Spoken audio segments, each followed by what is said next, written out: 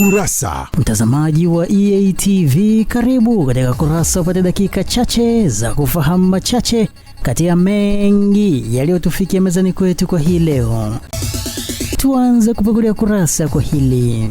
Wakazi wa Mikocheni jijini Dar es Salaam wamejikuta wakiwa hatarini baada ya mvua zinazoendelea kunyesha kuangusha mti ambao umeenda kuharibu miundombinu ya umeme na kuziba njia katika eneo hilo. Kurasa imeshuhudia wakazi hao wa mtaa wa TPDC wakikwama kwa muda kutumia njia hiyo, huku baadhi ya nyumba zikiwa zimefunikwa kabisa na mti huo. Ilikuwa muda saa 4, umeme ikapiga radi. Kwa bahati mbaya waya ukadondoka na mti. Kwa ndani vitu vikazima, friji na feni, taa zingine zilikuwa zinawaka. Tunaomba TANESCO waje kuja kuconnect umeme ili tuanze kufanya kazi, watu watoke nje, maana sisi tunashindwa hata kutoka nje. Barabara imefungwa, hata wananchi wenyewe wanashindwa hata kupita. Kwa kweli tunapenda mvua yenyeshe sana, na mvua ni baraka kwa Mwenyezi Mungu. Ila kwa kweli kwa hali ya namna hii naona mvua zinanyesha zinaleta majanga, zinaleta mafuriko, zinaleta miti inadondoka, zinagusa waya wa umeme. Mpaka sisi wenyewe ambao tunaenda kanisani tunashindwa kupita. Nilipigwa simu na majirani zangu hapa katika mtaa uongoza kwa mwenyekiti, tunashindwa kutoka ndani, tunashindwa kupita, barabara imefunga kutokana na athari za mvua. Kwa hiyo mti ambao kwa pembeni umedondoka, umezuia barabara, umezuia geti, na nyaya ya umeme kutoka kule nyuma nayo imelalia hapo, waya zimekatika. Kwa hiyo tunaogopa, tunasita kutoka ndani, tuwezi kutoka ndani na tunashindwa kufanya utaratibu. Kwa hiyo tumetoa taarifa TANESCO, tunaomba TANESCO wafanye haraka waweze kuja kwenye tukio kurescue kitu. Tuendelee na kurasa. Mkazi wa kijiji cha Kida Chini, kata ya Kibosho Kirima, wilayani Moshi, mkoani Kilimanjaro, Gerardina Francis ameiomba serikali kuingilia kati mgogoro wa kifamilia unaomkabili baada ya kutakiwa kuondoka katika nyumba aliyokuwa akiishi pamoja na watoto wake 6. Mama huyo amesema kuwa nyumba hiyo alikabidhiwa kuishi na baba mkwe wake tangu mwaka 2007, lakini hivi karibuni mume wake aliyefahamika kwa jina la Abogasti Shio amemtaka kuondoka mara moja, akidai kuwa nyumba hiyo na shamba vimeshauzwa. Kwa hiyo sasa mimi wanavokazania niuze, siwezi nikauza hilo shamba, hata mnipeleke mahakama ya mbinguni, hilo shamba sitauza. Kwa hiyo sasa naogopa, sasa hivi maisha yangu naona yako hatarini sana, sijui.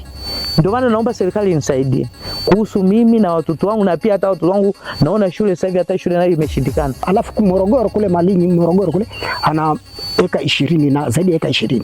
Kwa nini asiuze hizo? Anataka kuja kumfukuza huyu mama hapa nyumbani kama si ukatili? Kila mwanamume aliyefanikiwa kuna mwanamke nyuma yake.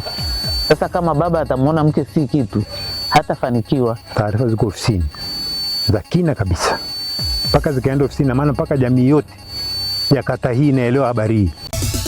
Tumalizie kurasa kwa hili. Wananchi jijini Dar es Salaam wamelalamikia kukosekana kwa huduma muhimu katika hospitali za umma, hususan siku za Jumapili. Wakizungumza na Kurasa, baadhi ya wakazi hao wamesema kuwa si aghalabu kukuta huduma za kitaalamu ikiwemo x-ray kwenye hospitali hizo, haswa siku za mapumziko ya mwishoni mwa juma pamoja na siku za sikukuu, na kuitaka serikali kuangalia upya suala hilo. Suala hili kwa kweli limesababisha kwanza vifo vingi, kwa sababu mtu anapokwenda hospitali anaumwa, anahitaji msaada, anafika hospitali anaambiwa hatufungui mpaka kesho. Swala la ugonjwa halina muda wala saa. Ina maana muda wote natakiwa masaa 24 iendelee, yani iendelee kufanya kazi.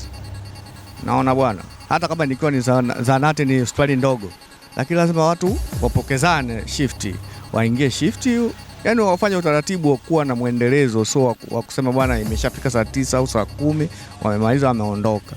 Sasa kwa mfano mtu anafunga zahanati saa 10, saa 11 linatokea janga, sasa ni la moto au la nini, sasa inakuwaje? Nilikuwa ninaishauri serikali iweze kuliangalia vizuri ili swala, kuwa huduma ya afya inatakiwa iwe kwa muda wote. Tumekufungulia na kukufungia kurasa kwa hayo machache kati ya mengi yaliyotufikia mezani kwetu kwa hii leo. Kesho je, kuna nini? Tafadhali usikose kuangalia Kurasa.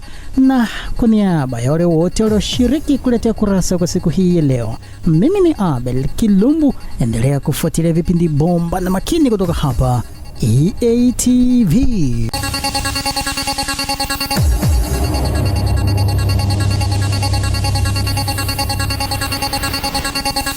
Kurasa.